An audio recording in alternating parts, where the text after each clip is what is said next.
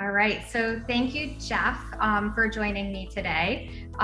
First of all, being part of the restaurant business, we get a lot of folks that ask us, they just are chit-chatting while they're maybe waiting for their food or for a table or something. And we get a lot of questions around, who can help them with things in the community and stuff. And so I thought this would be a good opportunity for you to speak and talk to some of our customers and maybe provide some insight. So a little background, Jeff Roney is with Keller Williams out of the East Syracuse location. He's been in the business for 35 years, so I'm pretty sure we're going to get to hear some really great information from him. So let's kick it off and start with around, everyone seems to be talking about the real estate market and what's happening in central New York right now, wondering what it's like for buyers and sellers. Can you give us any insight on that?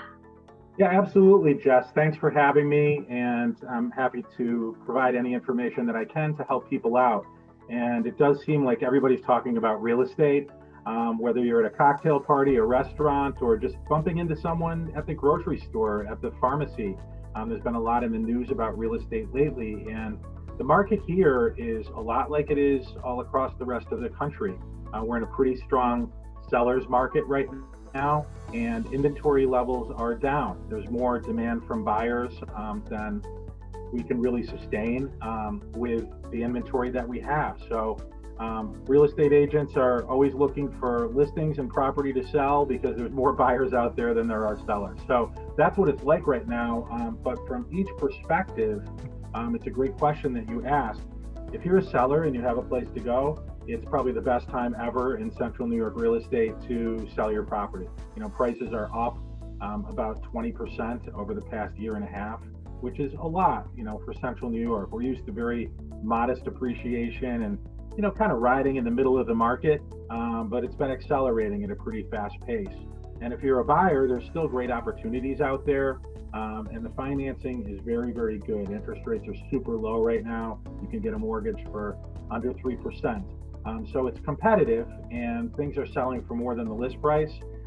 However, if you're a buyer and you really need to get it done and you've got a desire to move, there's still good opportunities out there. It's just more competitive from that standpoint. That's awesome. You and I have known each other for a few years now, so I really trust your opinion and your advice in the real estate market arena. So just wondering, this might spark some thoughts for people out there that might be thinking about going into real estate, right? And so what are the requirements, and what do you like the most about being in real estate? Well, one thing I love about it is that even though you're affiliated with a brokerage as a salesperson or as a licensed associate broker, which is what I am, you're really in business for yourself. So you're building your own business as an independent contractor. And the only person that's going to fire you, unless you break a law, is yourself. You've always got work to do. You've always got opportunity. And, I love that. I'm the kind of person that likes to do a lot of different things, whether it's sports or relaxation activities, reading, whatever it might be. And this business kind of suits me because it's different every day. So if you're somebody that likes the action and the excitement of meeting different people in different situations and helping them get where they want to go and solving problems along the way, it's a good business. So that's really what I like about it. It's just the day-to-day activity and how different it is, and the fact that I'm really building my own business, something that I can carry with me, throughout my career and into the future. Requirements for getting into the business, it's not difficult to get into, but there is some work required. The first thing that you need to do if you're interested is talk to a few different brokerages, get some information, on what their companies are like. But even at the same time or before that, there's a licensing course required by New York State. You have to be licensed to be a real estate salesperson, which is the first license that you get. And to do that, you need to take a 75-hour course. You can do it online or you can do it in person. Once you take that class, then pass the exam for the class, then there's a state examination that you take.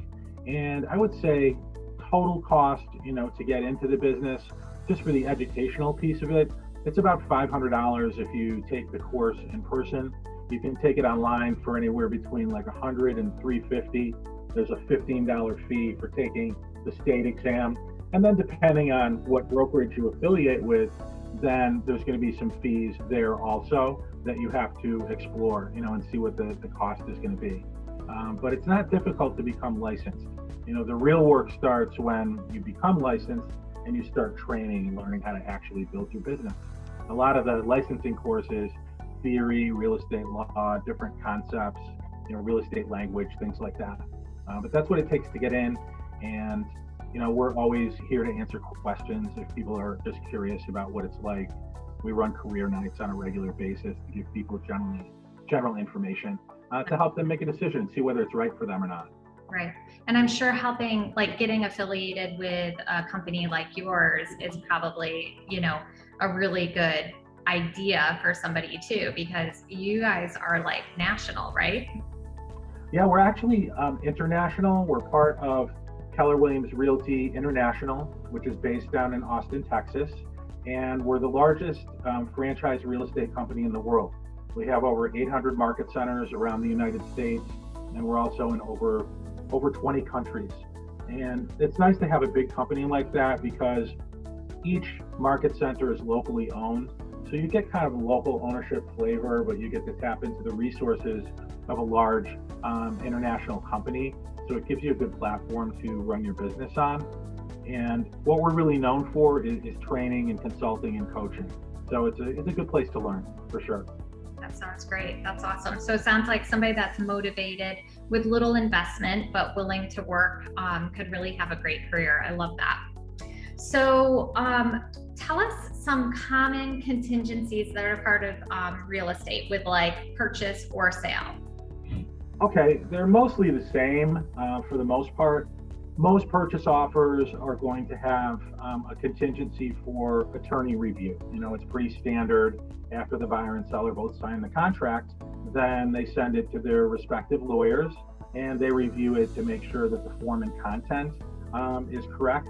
And they either approve it or they make suggestions for changes to the contract. But generally, they approve it because we're using kind of a standard form contract.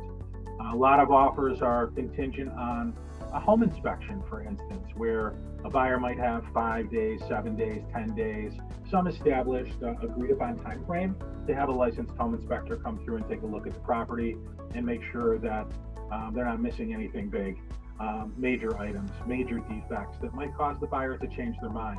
Another thing would be a radon test. Radon testing is really popular in certain areas because radon levels are high, and the home inspectors all do radon testing. Sometimes there's mold testing, lead paint testing.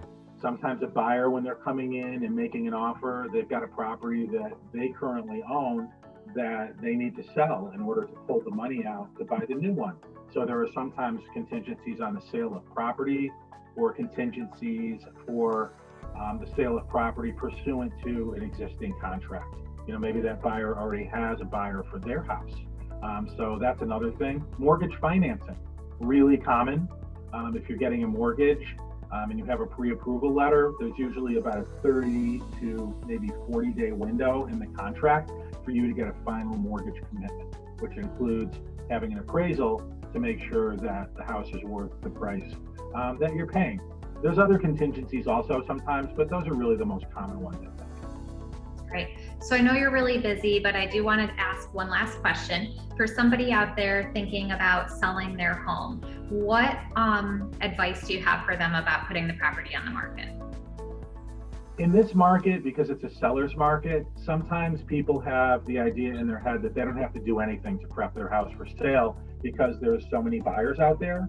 I would say that could be not a fatal mistake, but it's a mistake that could cost you money if you're a seller. It really makes sense to take some time and make sure that your property is in the right showing condition.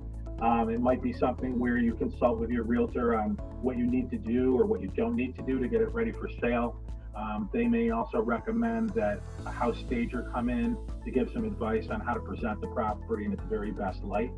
Sometimes there are repairs to be made. If there's a major glaring repair that needs to be made, that can literally cost a seller, in terms of their sale price, a lot more money than it would cost to fix it. And it could also affect the speed of the sale. Pre-listing home inspections are also a really good idea. Have a licensed home inspector go through your property before it ever hits the market and generate kind of a punch list of things that they recommend that you do. And then you can decide along with your realtor, what makes sense to do. You don't have to do everything. You don't have to turn your resale home into new construction to sell it. Don't get the wrong idea, but taking some small steps, cosmetic, decluttering, painting, having carpets cleaned or replaced, can literally get you a much, much higher sale price than if you don't do those things. And it's really worth taking some time to consider rather than just rushing to the market. Yeah, I appreciate that. So that's all really great advice. I really appreciate you taking a few minutes to chat with me today to just talk a little bit more. I love, all your 35 years experience, you're local right here in East Syracuse, and just a gem in our community. So thank you again, really appreciate this, and we'll talk again soon, okay? Yeah, thank you. It's kind of strange to hear from somebody else that I've been in the business 35 years. I guess I'm a lifer. But thank you very much. It was great chatting with you, and we'll see you again soon.